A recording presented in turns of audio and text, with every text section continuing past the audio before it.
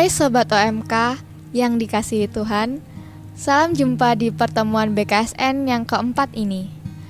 Sebelum kita memulai BKSN yang keempat ini, marilah kita siapkan hati kita untuk berdoa yang akan dipimpin oleh Romo Ferdian.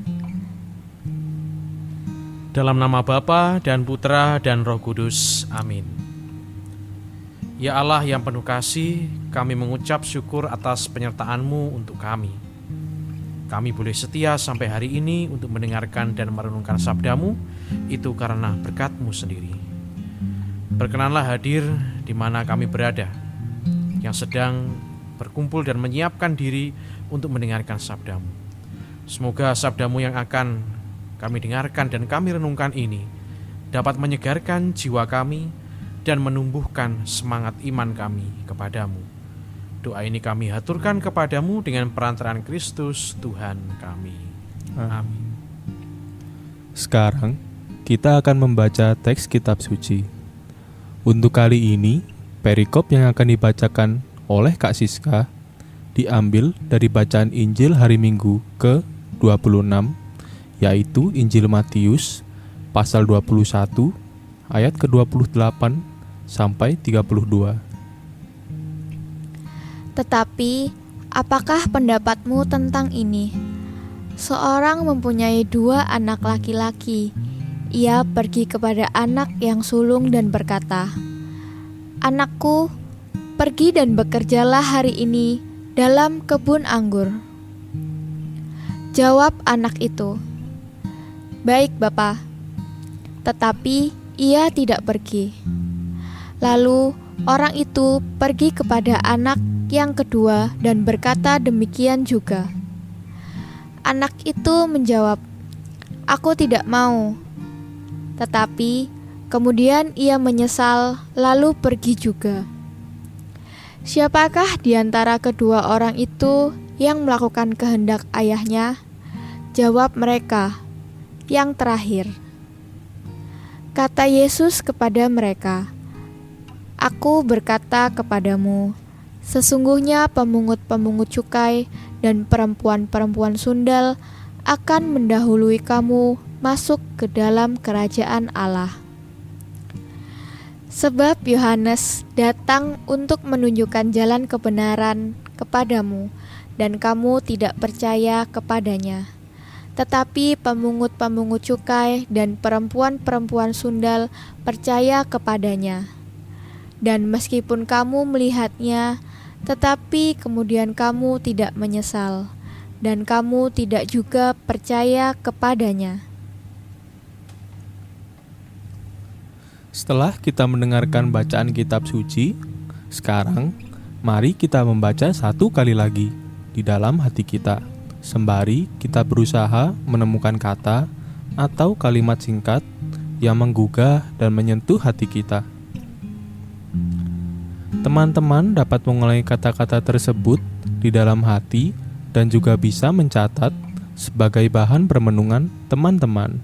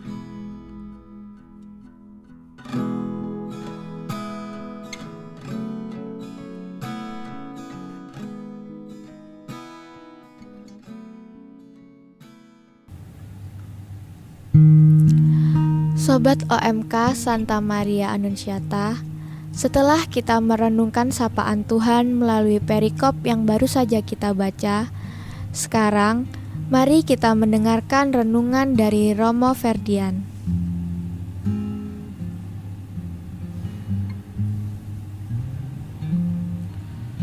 Teman-teman OMK yang dikasihi Tuhan, dimanapun kamu berada dan mendengarkan podcast ini. Dalam bacaan Injil yang baru saja kita dengarkan dan sudah kita renungkan bersama-sama, Yesus menanyakan pendapat imam-imam serta tua-tua bangsa Yahudi tentang tindakan dua orang anak terhadap orang tua mereka, yang meminta supaya mereka pergi bekerja di kebun anggur. Anak yang sulung berkata ya, tetapi tidak berangkat. Sementara itu anak bungsu tidak mau, tetapi ia menyesal lalu ia berangkat. Para imam dan tua-tua Yahudi juga setuju bahwa memang anak yang terakhirlah yang pada akhirnya dibenarkan. Dan memang demikianlah bahwa anak bungsu tersebut menunjukkan pertobatan dan perubahan sikap ke arah yang lebih baik, sementara si bungsu yang awalnya berkata iya, tapi itu semua adalah kebohongan dan ia tidak berangkat menunaikan tugas dari bapaknya. Teman-teman OMK yang terkasih, apa yang disampaikan Yesus dalam perikop ini sesungguhnya merupakan bentuk kritikan kepada para pemimpin Yahudi. Hal itu secara jelas dan tegas termuat dalam ayat 31 dan 32. Yesus berbicara langsung kepada para pemimpin Yahudi dengan jelas dan pedas. Mereka selalu menganggap diri mereka benar dan meremehkan orang-orang berdosa, seperti para pemungut cukai. Ketika Yohanes Pembaptis dan pada akhirnya Yesus datang mewartakan kabar baik dan pertobatan, mereka menutup telinga atas semua pewartaan itu. Mereka mengatakan ya bahwa mereka ini beriman pada Allah, tetapi mereka tidak mau menyesali dosa-dosa mereka. Dan mereka ini hidup di zona nyaman, status mereka sebagai pemuka agama atau orang-orang yang mengerti tentang agama. Akan tetapi lain halnya dengan orang-orang berdosa yang selalu Yesus sapa. Mereka menangis, mereka menyesal, dan mereka bertobat karena pewartaan Yesus. Nah, teman-teman muda yang dikasihi oleh Tuhan, kedewasaan iman kita itu ditunjukkan bukan pertama-tama dari pemahaman kita tentang iman, tetapi ditunjukkan oleh kemauan kita untuk bertobat dan memperbaiki diri. Yesus mengecam para pemuka agama Yahudi, bukan berarti ia membenci mereka secara pribadi, tetapi Yesus mengecam tindakan mereka yang tidak mau bertobat dan tidak mau evaluasi diri. Bertobat itu selalu diawali dengan rasa sesal atas dosa, seperti yang dilakukan oleh anak bungsu, yang kemudian menjadi dasar komitmen untuk memperbaiki diri. Pertobatan dan perubahan sikap menjadikan kita ini naik kelas sebagai seorang Katolik. Di samping itu, dengan baptisan yang sudah kita terima, kita itu artinya mengatakan ya pada Tuhan, dan juga kita berkata ya untuk turut di jalan Tuhan. Itulah yang harus kita perjuangkan sebagai seorang Katolik. Dan ini adalah panggilan yang tidak main-main. Dalam suatu kesempatan, Paus Fransiskus menasihati secara tegas untuk hal ini. Paus mengatakan bahwa lebih baik jadi orang ateis daripada seorang Katolik yang bermuka dua. Artinya, Paus lebih menghendaki orang yang mungkin dia secara lisan berkata dia tidak beragama, tetapi ia dalam hidupnya sehari-hari mencintai dan mau berkorban untuk orang lain, daripada ia yang mengaku Katolik, beribadah selalu, tetapi hidupnya sehari-hari ini mengeksploitasi orang lain, melakukan hal-hal yang kotor dalam bisnis.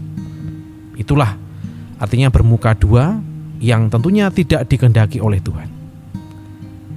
Maka sekarang teman-teman yang dikasihi Tuhan, marilah kita selalu menghidupi kita sebagai seorang Katolik dengan sepenuh hati, dan tentunya dengan semangat pertobatan. Karena melalui pertobatanlah kita dapat memasuki hidup yang baru. Oke, mungkin Siska atau Yosep ada satu pertanyaan. Oke, saya persilahkan. Iya, saya Romo. Menurut Matius 21 ayat 32 menjelaskan bahwa sebab Yohanes datang untuk menunjukkan jalan kebenaran kepadamu dan kamu tidak percaya kepadanya. Tetapi pemungut-pemungut cukai dan perempuan-perempuan sundal percaya kepadanya. Dan meskipun kamu melihatnya, tetapi kemudian kamu tidak menyesal dan kamu tidak juga percaya kepadanya. Apakah hanya orang yang mengalami masa pertobatan yang akan mendapatkan keselamatan? Bagaimana dengan umat Kristen lainnya yang telah melaksanakan kewajibannya sebagai pengikut Kristus, seperti rajin beribadah, sering melayani, namun tidak bertobat? Oke, ini tentang pertobatan ya, dan bagaimana posisi pertobatan itu dalam iman Kristiani, begitu ya. Oke, iman Katolik ini, iman kita ini adalah iman untuk mengikuti Kristus. Seorang penulis Kristiani menyebut ini sebagai imitatio Christi. Artinya, iman kita ini bukan tentang iman boleh atau tidak, atau wajib ini atau wajib itu. Nah, kemudian apakah kita mungkin mengikuti Kristus itu? Kan sementara kita ini kan berbeda kodrat dengan Kristus. Ia adalah Tuhan sementara kita manusia. Nah, untuk mencapai mengikuti Kristus itu, kita dipanggil dan itu dimungkinkan dengan adanya yang disebut pertobatan. Dan memang pertobatan ini adalah hal yang pertama diserukan oleh Yesus ketika ia berkarya di dunia, yaitu bertobatlah dan percayalah pada Injil. Bukan perintah yang lain, tetapi bertobatlah dan percayalah pada Injil. Nah, teman-teman semua, bagaimana kemudian pertobatan itu? Pertobatan itu artinya kita mau beranjak dari hidup kita yang dosa, yang lama itu, kepada hidup yang baru. Pertobatan itu bukan suatu proses yang instan, tetapi perlu dilakukan terus-menerus, karena kita lemah dan mudah jatuh dalam dosa. Kita sendiri yang harus peka terhadap perubahan itu, bahwa aku ini perlu untuk perbaiki diriku. Kepekaan hati nurani itu penting. Dan pertobatan hendaknya memang menghasilkan suatu komitmen, meskipun kecil, karena itu tertuju pada hidup yang baru karena pertobatan itu. Dimana gambaran sederhananya, kita ini mau putar balik dari hidup dosa, kita kembali pada Allah. Nah, dan memang pada akhirnya esensi hidup Kristiani, hakikatnya itu terwujud kalau kita menghidupi pertobatan. Dan melalui pertobatanlah kita kembali pada Allah, tertuju pada keselamatan itu. Nah, kemudian bagaimana dengan kita semua yang sudah menghidupi kewajiban kita sebagai seorang Kristiani, mengikuti hukum-hukum Allah? Tentu itu adalah sesuatu yang sangat luar biasa. Itu juga menjadi panggilan hidup kita. Akan tetapi pertobatan itu tidak tergantikan oleh apapun. Maka kalau kita rajin berdoa, kita rajin beribadat, tetapi hati kita ini adalah tetap hati yang dulu, kita tidak menyerahkan pertobatan pada Tuhan, maka tampaknya semua itu bukannya sia-sia, tapi tidak lengkap. Jadi pertobatan itu adalah suatu yang menggenapi segala usaha rohani kita. Karena dengan itulah pengorbanan kita, pelayanan kita disatukan dengan hidup Kristus sendiri yang memanggil kita untuk bertobat. Maka pertobatan ini bukan suatu yang bisa digantikan, tetapi perlu untuk dihidupi. Dan kita bersyukur karena kita memiliki tanda dan sarana keselamatan, yaitu sakramen-sakramen, dan khususnya adalah sakramen tobat. Maka teman-teman muda semuanya, sudahkah kamu mengaku dosa pada waktu akhir-akhir ini? Nah, silakan kamu jawab sendiri. Sebenarnya kita harus bersyukur karena kita ini diberi jalan yang jelas untuk pertobatan, yaitu salah satunya yang paling utama adalah sakramen tobat.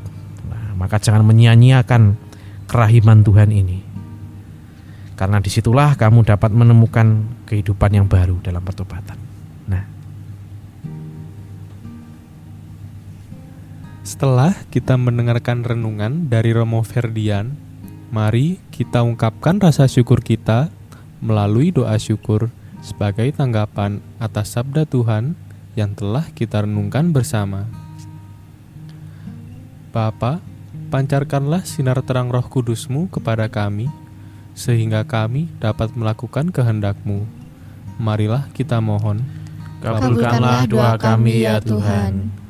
Ya Bapa, kami mengucap syukur padamu, karena Engkau telah menunjukkan jalan kebenaran-Mu. Semoga kami dapat senantiasa mengikuti-Mu hingga ke kerajaan surga. Marilah kita mohon. Kabulkanlah doa kami ya Tuhan. Kami persilahkan untuk teman-teman yang akan menyampaikan doanya. Ya Bapa, permohonan-permohonan kami ini kami satukan dengan doa yang telah Engkau ajarkan kepada kami. Bapa kami yang ada di surga, Dimuliakanlah namamu, datanglah kerajaan-Mu, jadilah kehendak-Mu di atas bumi seperti dalam surga. Berilah kami rezeki pada hari ini, dan ampunilah kesalahan kami, seperti kami pun mengampuni yang bersalah kepada kami. Dan janganlah masukkan kami dalam pencobaan, tetapi bebaskanlah kami dari yang jahat. Amin. Bunda Maria, kami juga memohon penyertaan-Mu. Salam Maria, Penuh rahmat Tuhan sertamu, terpujilah engkau di antara wanita, dan terpujilah buah tubuhmu Yesus. Santa Maria Bunda Allah, doakanlah kami yang berdosa ini, sekarang dan waktu kami mati. Amin. Marilah kita berdoa. Allah Bapa Maha Baik, Engkau mengkehendaki kami untuk taat melakukan kehendak-Mu, bukan hanya dengan kata-kata hampa, tetapi juga perbuatan yang nyata. Terima kasih ya Tuhan atas sabda-Mu yang menyadarkan kami bahwa kata-kata saja tidak cukup untuk mengikuti Engkau. Semoga kami senantiasa memanfaatkan setiap kesempatan yang Kau berikan untuk melakukan kehendak-Mu. Kami mohon, curahkanlah berkat-Mu bagi keluarga kami di tengah masa sulit ini. Anugerahkan pula kesehatan dan kesetiaan kepada para medis yang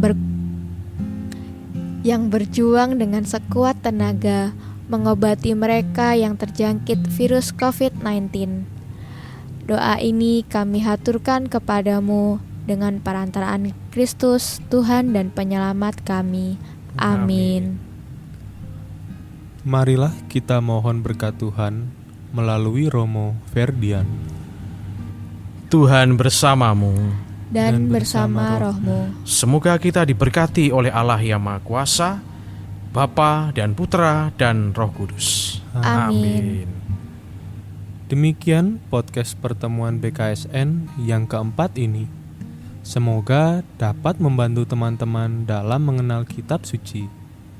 Tuhan memberkati kita semua.